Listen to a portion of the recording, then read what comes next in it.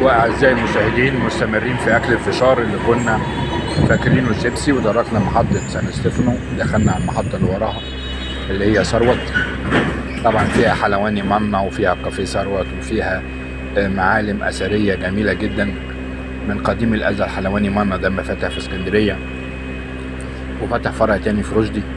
حلواني منا ده أنا كنت معلمه عشان باخد درس في الكيمياء هنا في الثانوية العامة سنة 1995، فكنت بنزل محطة ثروت عشان اخد درس الكيمياء في سنتر هنا في الشارع اللي هناك ده، اللي على قمته حلواني منا المنور هناك ده.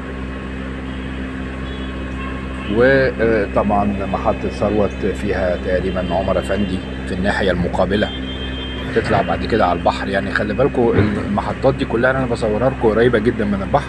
انتظرونا في المحطة القادمة، والسلام عليكم.